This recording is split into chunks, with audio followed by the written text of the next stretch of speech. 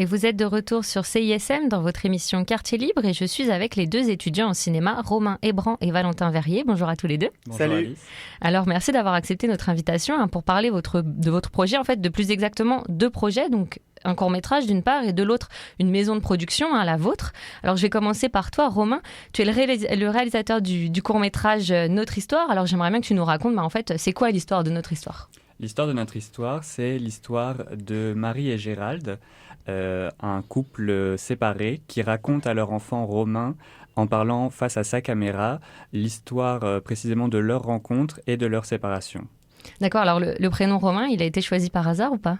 Il a été choisi parce que l'histoire de notre histoire, évidemment, est inspirée en grande partie d'éléments qui appartiennent à ma vie. Donc, ça me paraissait naturel que le personnage de Romain, qui n'a pas une place si importante que ça dans le film, ait le nom de la personne qui l'incarne, en quelque sorte. D'accord, et pourquoi tu as eu envie de réaliser ce film ?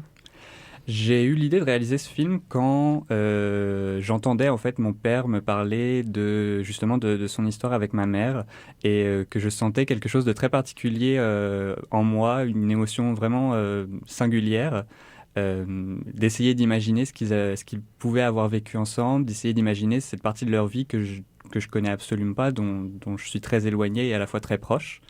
Et c'est ce sentiment étrange qui m'a inspiré l'idée de faire un film sur l'histoire de mes parents, où j'essaierais de mettre en image l'histoire de parents, l'histoire de deux parents qui raconteraient cette histoire à leur enfant. D'accord. Et donc, tu es étudiant en cinéma. Est-ce que c'est important pour un étudiant de faire ses propres réalisations comme ça à côté des cours ?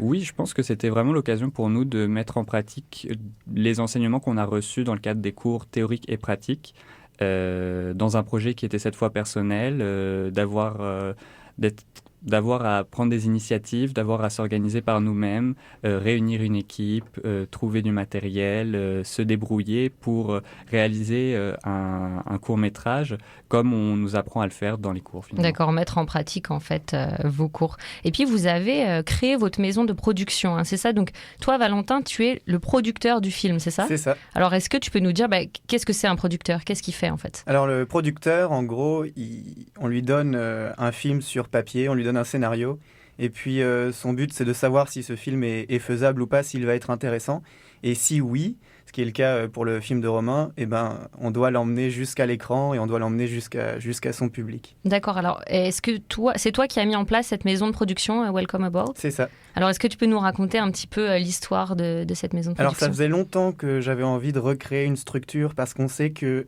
c'est plus facile de pouvoir faire des projets tout en ayant une structure. On l'avait dit dans l'article, quand on contacte des artistes ou quand on contacte des personnalités ou des organismes, c'est beaucoup plus sérieux de passer par une structure que juste de venir « Bonjour, je m'appelle Valentin, j'ai besoin de financement ou j'ai besoin d'une musique ». Tout de suite, quand on dit « Je m'appelle Valentin, je travaille pour Welcome Aboard et puis c'est une maison de production, j'ai besoin d'une musique », on nous répond plus facilement et puis les gens sont plus ouverts à communiquer avec nous. Donc, on a vraiment besoin de structure pour c'est un gage de sérieux en fait, c'est ça aussi que vous dites dans l'article. Et finalement, comment on fait pour monter une maison de production ? Est-ce que c'est facile quand on est étudiant ? C'est pas plus facile ou plus compliqué si on est étudiant ou pas étudiant, c'est juste c'est monter un organisme auprès du registre des entreprises du Québec, puis après on leur dit qu'on veut faire de la production et de la distribution cinématographique. Après, il faut savoir un petit peu où on va et savoir un petit peu comment ça fonctionne. Donc, quand on est étudiant, on l'apprend plus ou moins, puis on l'apprend aussi avec les projets qu'on fait à côté. Et c'est ça qui aide surtout. En fait, il faut surtout être très motivé, puis pas avoir peur de se lancer, parce que c'est vrai qu'on peut se planter, mais c'est le meilleur moment aussi, quand on est encore aux études, si on se plante, c'est pas si grave. Donc, c'est vraiment le bon moment pour monter quelque chose. D'accord. Et puis, est-ce que ça aide financièrement pour le film ou en général, en fait, d'avoir une maison de production comme ça ? Oui, tout à fait, parce qu'on peut aller chercher des subventions auprès des divers conseils des arts qu'on ne pourrait pas faire en tant que personne. C'est pas notre cas sur ce film-là, mais sur les suivants, ce sera... D'accord. Voilà. Et puis pour le film, pour Notre Histoire, dans l'article qui est paru dans notre dernier numéro, on parle de $3 000 de coût. Alors comment on fait justement quand on est étudiant pour avoir cet argent ? Est-ce que tu as été aidé par l'UDEM ou par d'autres Par l'UDEM, on a été aidé au niveau matériel surtout. L'université a eu la générosité de nous prêter du matériel audiovisuel pour le film. Pour ce qui est de l'aspect financier, on a organisé une campagne de sociofinancement sur Internet par le biais de Indiegogo, qui nous a permis de récolter une somme honorable. On a également organisé une soirée de levée de fonds qui nous a permis également de compléter un peu cette somme. Et après, ça a été des investissements personnels qu'on est en train de se faire rembourser après la production du film, finalement, par les demandes de subventions. D'accord, grâce à la maison de production, justement. Absolument. D'accord. Puis on parle de quelque chose dans l'article aussi, la distribution des films. Donc en fait, j'ai 2 questions. D'abord, comment on fait pour distribuer un film? Et ensuite, qu'est-ce que ça apporte à une maison de production? Comment on fait pour distribuer un film? On trouve des solutions pour l'approcher de son public. Alors c'est les festivals, les différentes projections qu'on peut organiser, soit à l'université, soit hors de l'université. Il y a vraiment tout un tas de possibilités, parce que souvent les étudiants, quand ils finissent leur film, ils savent pas trop quoi en faire, puis ils vont se retrouver sur YouTube, puis ils vont pas faire totalement de vues, ils n'auront pas touché leur public. Et c'est là que nous, en tant que distributeurs, on essaye d'apporter une solution pour que le film trouve son bon public et que le film puisse vivre le plus longtemps possible après qu'il ait été fait, et pas juste qu'il reste au placard ou sur une page YouTube, voilà. D'accord, et donc vous avez récupéré la distribution du film de l'étudiante Marie-Soleil Choquette. Tout à fait.